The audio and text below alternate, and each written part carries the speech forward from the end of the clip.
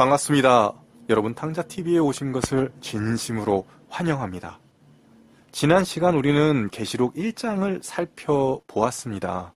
계시록이 예수님의 계시록임을 보았고 에서버도 사빌라, 애써봐도 안되면 사달라고 빌라라는 저의 암기 경험도 말씀을 드렸습니다. 그 7교회를 더 면밀히 살펴보도록 하겠습니다.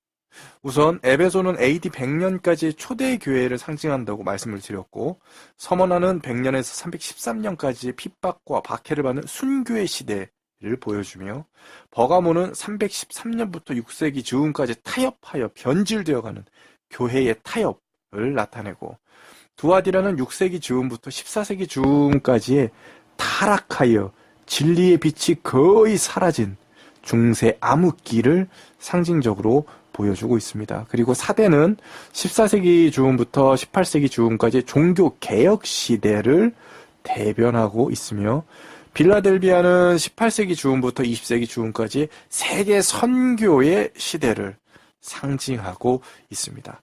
그리고 마지막으로 라오디게아는 20세기 이후부터 마지막 때까지의 현 시대의 모습을, 지금 우리의 시대의 모습을 나타내고 있습니다. 이제 이번 시간에 드디어 그 유명한 7교회를 직접 읽어보며 알아가 보도록 하겠습니다. 대략적인 밑그림은 그려보았으니까 이젠 내용을 더 채워보도록 하겠습니다. 에베소 교회의 사자에게 편지하라. 오른손에 있는 그 7뼈를 붙잡고 7 금초대 사이를 거니시는 이가 이르시되 내가 네 행위와 수고와 네 인내를 알고 또 악한 자들을 용납하지 아니한 것과 자칭 사도라 하되 아닌 자들을 시험하여 그의 거짓된 것을 네가 드러낸 것과 또 네가 참고 내 이름을 위하여 견디고 게으르지 아니한 것을 아노니 그러나 너를 책망할 것이 있나니 너의 처음 사랑을 버렸느니라. 그러므로 어디서 떨어졌는지를 생각하고 회개하여 처음 행위를 가지라.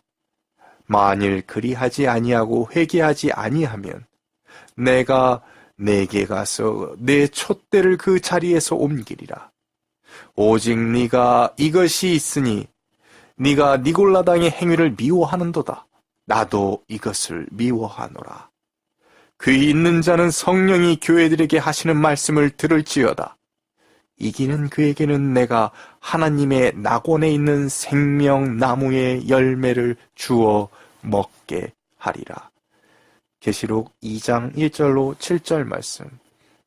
이제 7뼈를 붙잡고 7 금초대 사이를 거니시는 이가 누구인지는 아실 것입니다. 예수님이십니다. 우리는 이 모습을 듣거나 읽거나 보게 된다면 앞서 말씀드린 대로 2000년간 마지막 때까지 우리를 위해 애쓰시고 문을 두드리고 계시는 예수님을 연상해야 할 것입니다.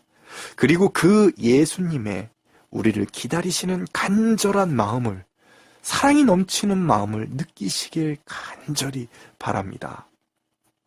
이어서 에베소의 뜻을 보자면 사모할 만한 것, 영어로 desirable thing, 즉 가치 있는 것, 바람직한 것을 의미합니다. 이것은 당연히 영적인 의미로 받아들여져야 하겠지만 그뿐만이 아니라 지역적으로도 에베소는 탐날 만한 좋은 위치였습니다. 다만 너무 좋은 위치다 보니까 에베소는 본래 우상과 이방신들의 도시였습니다. 가장 이제 유명한 신으로는 이방신으로 다이아나나 아데미 신이 경배되고 있던 도시였고 그 흐름을 이어받아서 천주교에서 마리아를 공식적으로 우상화하게 된 에베소 공회가 서기 431년도에 열린 바로 그곳이기도 합니다. 그런 우상의 영향력이 가득했던 에베소에서 초대교회는 큰 성장을 이루었고 우리가 본받을 만한 에베소라는 이름 그대로 사모할 만한 교회로 남게 되었습니다. 신약 성경도 제대로 구비가 되지 못했지만 성령 충만하여 제자 삼기 위해서 세상 끝까지 목숨 내놓고 다녔던 교회입니다. 이러하기에 당연히 예수님으로부터 칭찬을 받습니다. 행위와 수고와 인내와 충성 그리고 견딤과 게으르지 않음을, 게다가 거짓 사도를 밝혀냄까지 칭찬을 하십니다. 참으로 많은 칭찬거리를 가진 바람직한 교회입니다. 우리가 본받아야 할 것들입니다. 하지만 예수님께서 이러한 사모할 만한 초대교회에도 훈계와 책망을 하십니다. 첫사랑을 버렸다며 회개하지 않으면 그 촛대를 옮긴다고 하십니다. 어디서 떨어졌는지를 생각해보라고 하시며 처음 행위를, 사랑을 가지라고 권면하고 계십니다.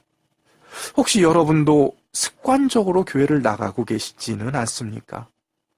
혹시 예수님의 그 엄청난 죽음의 고통과 사랑하는 아들의 그 고통을 방관해야 했던 하나님의 아픔을 혹시 잊으셨습니까?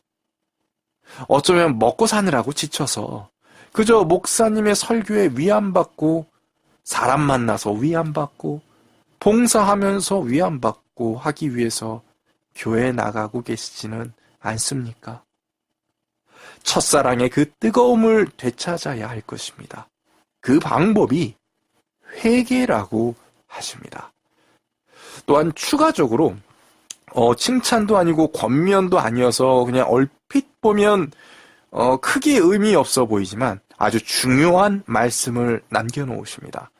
그것은 에베소 교회의 니골라 당에 대해 언급을 하시며, 너희도 니골라 당을 미워할 뿐 아니라 나도 미워한다며 니골라 당을 콕 찍어서 이 중요한 계시록에 남겨놓으신 것입니다. 니골라 당이란 그노시티즘이라고 하는데, 이것은 그노시스라는 말에서 나온 것입니다.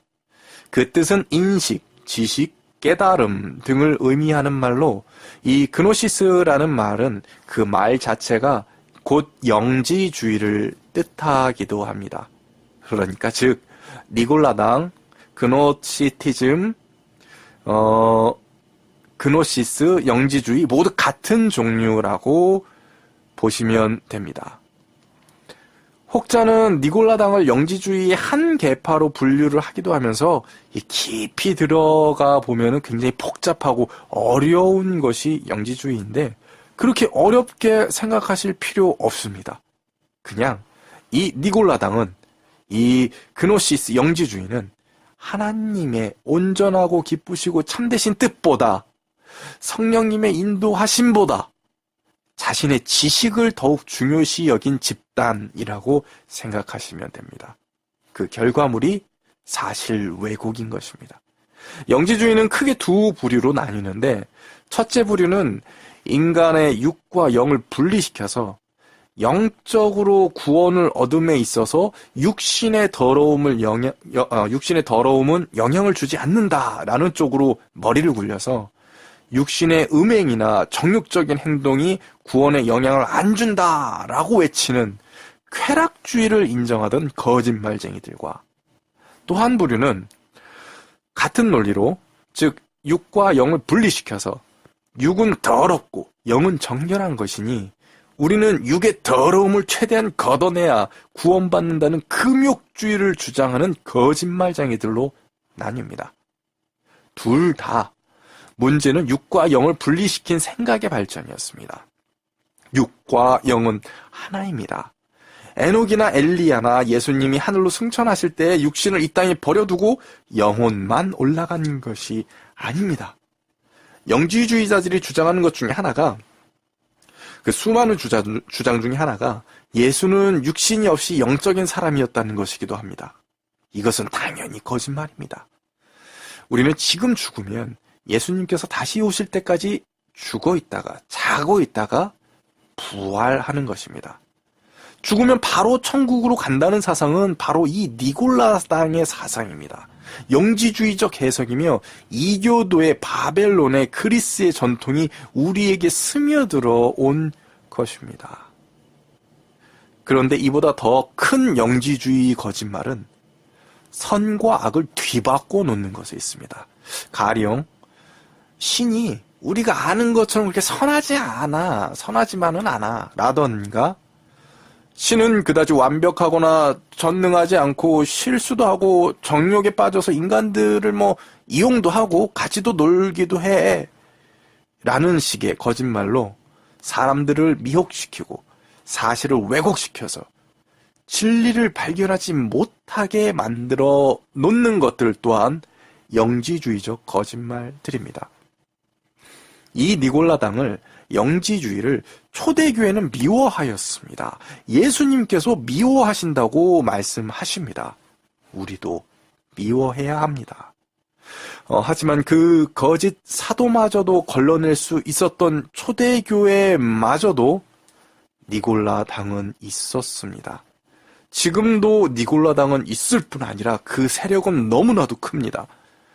그래서 그 거짓말이 주류가 되어버렸고, 주류가 되어버린 사상의 반기를 들면 이단이라고 규정이 되어버립니다.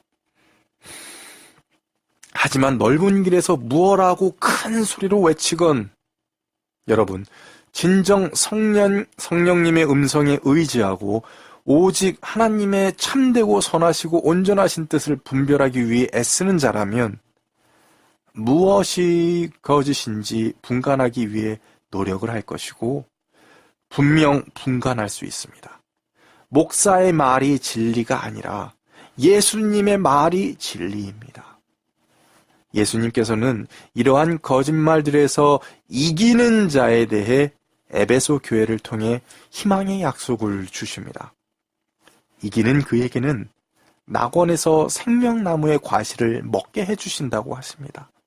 낙원에서의 영원한 삶을 우리에게 약속해 주십니다. 우리는 이겨야 할 것입니다. 우리는 죄에서 이길 수 있습니다. 로마서에 이와 같은 이야기를 해주고 계십니다. 그러나 이제는 너희가 죄에서 해방되고 하나님께 종이 되어 거룩함에 이르는 열매를 얻었으니 이 마지막은 영생이라. 로마서 6장 22절 말씀. 더 이상 죄의 종이 아니라 하나님의 종이 되어야 하는 것입니다. 여러분, 정욕의 노예가 아니라, 돈의 노예가 아니라, 성공의 노예가 아니라, 출세의 노예가 아니라, 옆집보다는 나아야 한다는 자존심의 노예가 아니라 하나님의 종이 되어야 합니다. 할 수 있습니다. 할 수 있다고 성경은 말해주고 있는 것입니다. 에베소 교회에 이어서 들여다볼 두 번째 교회는 서머나 교회입니다. 서머나 교회의 사자에게 편지하라. 처음이며 마지막이요 죽었다가 살아나신 이가 이르시되 내가 네 환난과 궁핍을 알거니와 실상은 네가 부요한 자니라. 자칭 유대인이라 하는 자들의 비방도 알거니와 실상은 유대인이 아니요 사탄의 회당이라. 너는 장차 받을 고난을 두려워하지 말라. 볼지어다 마귀가 장차 너희 가운데서 몇 사람을 옥에 던져 시험을 받게 하리니 너희가 10일 동안 환난을 받으리라. 네가 죽도록 충성하라. 그리하면 내가 생명의 관을 내게 주리라. 귀 있는 자는 성령이 교회들에게 하시는 말씀을 들을지어다. 이기는 자는 둘째 사망의 해를 받지 아니하리라. 계시록 2장 8절로 11절 말씀. 소모나의 뜻은 모략이라는 뜻입니다. 마리아가 예수님 발 앞에 깨트려 그 발을 닦았듯이 깨질수록 그 향이 더 멀리 퍼지고 진해지는 향수입니다. 너무나도 잘 어울리는 의미입니다. 그들의 고통과 죽음과 핍박당함이 예수님의 사랑과 복음을 더욱 더 멀리 퍼뜨렸습니다. 서머나 교회는 AD 100년경부터 313년까지의 콘스탄티누스 황제가 이제 그 기독교를 공인해서 핍박이 끝나기 전까지 기간의 교회를 대변합니다. 서머나는 소아시아에서 가장 오래된 도시였고 또한 지금까지 유일하게 존재해온 도시이기 때문에 생명의 도시라고도 불립니다. 지진, 전쟁, 화재, 천연재해 등에서 살아남고 온갖 핍박에도 견뎌낸 교회를 상징하기에 적합했습니다. 예수님께서 네 환난과 궁핍을 알거니와 실상은 네가 부유한 자라며 칭찬을 해주고 계시는데, 이 서머나 교회의 감독은 성령 충만했던 폴리캅이었습니다. 폴리캅은 교황 숭배를 하지 않자, 황제 숭배를 하지 않자 자신을 죽이러 온 로마 군병들에게 잡혀가기 전에 융성하게 대접을 했던 일화로 유명합니다. 파구스라는 언덕에서 화형이 집행되었습니다. 폴리캅은 그 화형대 앞에 나아가면서 찬송을 하며 나아갔다고 합니다. 그는 두려워하지 않았습니다. 하나님을 찬송하는 모습으로 많은 사람들에게 감동을 주었습니다. 우리의 고난은 하나님께 영광을 돌릴 수 있는 기회가 되는 것입니다. 이러한 서머나 교회는 책망이 없습니다. 이렇게 목숨을 바친 신앙을 가진 서머나 교회와 마찬가지로 목숨을 내던지며 선교에 힘썼던 빌라델비아, 이렇게 오직 두 교회만이 책망이 없습니다. 우리는 대충 신앙해서는 안 됩니다. 뜻과 마음과 목숨을 다해 여호와를 경외하고 사랑해야 하는 것입니다. 반면에 예수님께서는 거듭나지 않은 유대인이 오히려 지적질만 해대는 것을 보시고 그 유대인들을 사단의 회라며 질책하십니다. 외관상, 혈통상, 전통상의 유대인이 아닌 것입니다. 무릇 표면적 유대인이 아니요 표면적 육신의 할례가 아니니라. 오직 이면적 유대인이며 할례는 마음에 할지니 영에 있고 율법 조문에 있지 아니한 것이라. 그 칭찬이 사람에게서가 아니요 다만 하나님에게서니라. 로마서 2장 28절로 29절 말씀. 또한 너희가 그리스도의 것이면 곧 아브라함의 자손이요 약속대로 유업을 이을 자니라. 갈라디아서 3장 29절 말씀. 유대인들이 얼마나 초대교회를 괴롭혔습니까? 할례를 받아라, 제사를 지내야 된다, 자신의 지식과 전통만을 내세우고 진정한 하나님의 뜻은 안중에도 없던 자들입니다. 자신의 지식을 앞세우던 니골라당과 하나도 다를 게 없는 자들입니다. 성경에서는 분명히 말씀해주고 계십니다. 거듭난 자가 참 아브라함의 자손이며 유업을 이을 자라고 알려주십니다. 여러분 지금 어느 교회에 나가고 계십니까? 어느 교단에 속해 계십니까? 여러분, 우리도 지금 교단의 전통과 교리에 집착해서는 안 됩니다. 지금 이 영상을 보시는 분들이 어느 교단에 속해 있는지는 알 수 없지만 우리는 아브라함이 그랬듯 그 고향에서 떠나는 영적 체험을 해야 하는 것입니다.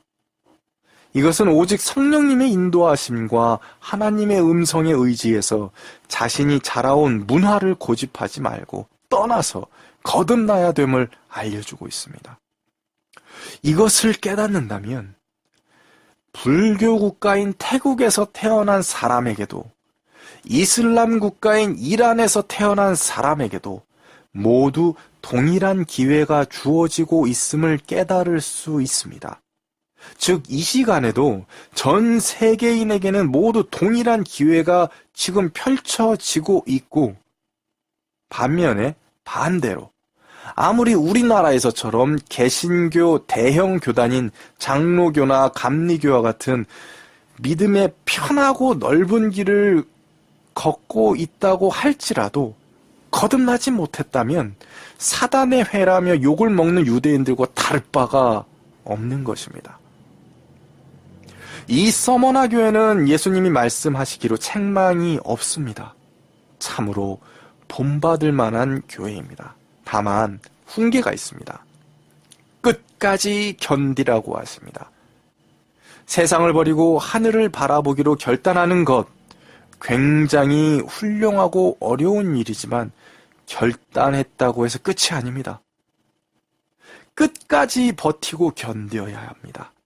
직장 포기하고 재산까지 모두 쏟아부으면서 목숨까지 걸고 복음을 전파했다 하더라도 나중에 다시 돈에 대한 욕심에 무너지고 명예에 대한 욕심에 무너지고 정욕과 음행한 것들에 무너진다면 이전에 옳았던 행실은 아무런 의미가 없어집니다. 끝까지 마음을 하늘로 향해야 합니다. 마치 아나니아와 삽비라와 같이 소유를 팔아 교회에 바치려다가 얼마를 감추어서 죽어버리는 꼴이 되느니 아예 바치지 않고 먼저 마음을 돌이키는 데에 힘쓰는 게 낫습니다.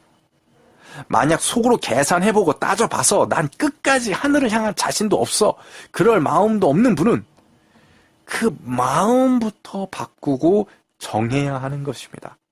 마음이 가지 않는데 모든 걸 내어 바치는 것은 그저 보여주기식에 불과합니다. 쇼에 불과합니다. 그런데 여러분 생각해 보십시오. 아주 당연한 계산은, 아주 당연한 셈법은 우리가 세상을 버림으로, 우리가 세상을 버리고 영생을 얻는 것, 낙원에 돌아가는 것이야말로 제대로 된 셈법입니다. 그러므로 여러분, 우리는 끝까지 마음을 하늘로 향해야 합니다. 또한 10일 동안 너희가 환난을 받을 것이다 라고 말씀해 주시고 계십니다. 그것은 AD 303년부터 313년까지의 10년 동안의 최악의 핍박을, 아주 집중되었던 최악의 핍박을 의미합니다. 여러분, 계시록에서 기간적인 의미를 해석할 때는 성경상의 근거로 하루는 1년으로 해석을 원칙으로 합니다. 다만 이제 다뤄야 될 내용이 많기 때문에 이것은 다음에 조금 더 자세히 다루도록 하겠습니다. 디오클레시안 황제가 기독교를 없애버리려고 아예 작정하고 10년 동안 최악의 박해를 가하였습니다. 황제와 각종 우상에게 절하지 않는 기독교인은 닥치는 대로 잡아들이고 죽여버렸습니다. 끝까지 버티라고 주님은 말씀해 주셨습니다. 지금 고통 속에 계십니까? 하나님을 믿는 믿음으로 어려움과 핍박을 받고 계십니까? 견디어내십시오. 성령님께서 응원하고 계십니다. 성령님께서 항상 우리와 함께 계십니다. 이겨내십시오. 주님께서 생명의 면류관을 바로 당신을 위해서 준비하고 계십니다. 성경의 목적은, 예수님의 목적은 우리가 이 세상에서 부자가 되는 것이 아닙니다. 오히려 부자는 천국에 들어가기가 너무나 힘들다고 말씀하고 계십니다. 이 세상에서의 편안함과 부귀와 쾌락, 그런 것을 주려는 것이 아닙니다. 영생을 주려고 하시는 것입니다. 많은 기독교인이 진리 때문에 끔찍한 고통 속에서 죽어갔던 것을 아실 것입니다. 우리는 육신의 고통보다 하나님을 두려워해야 하는 것입니다. 고통을 최고의 두려움으로 여긴다면 결코 우리는 서머나 교회처럼 순교할 수도 없고 영생을 얻을 수도 없습니다. 우리가 가장 두려워해야 하는 것은, 가장 경외해야 하는 대상은 바로 여호와 하나님이십니다. 여러분, 지금 환난 중에 계십니까? 어려움 중에 계십니까? 하나님은 결코 우리 믿는 자들에게 환난을 받지 않게 해주시는 분이 아니십니다. 오히려 믿음으로 환난이 많아지는 것이 당연합니다. 다만 그 속에서 구원해 주십니다. 그 환난을 이기면 영생을 주십니다. 이기는 자가 되어야 합니다. 그러기 위해서 육체를 단련하고 훈련하듯이 경건함을 단련하고 훈련해야 성장을 할 수 있습니다. 그러면 다니엘과 그 친구들과 같은 경험을 우리도 할 수 있을 것입니다. 하나님은 다니엘을 사자굴에 들어가지 않게 하신 것이 아니라 그 사자굴에서 구원하셨습니다. 그 친구들을 불 속에 들어가지 않게 하신 것이 아니라 그 불 속에 함께 계셨습니다. 우리가 세상의 사람들과 다른 것이 무엇입니까?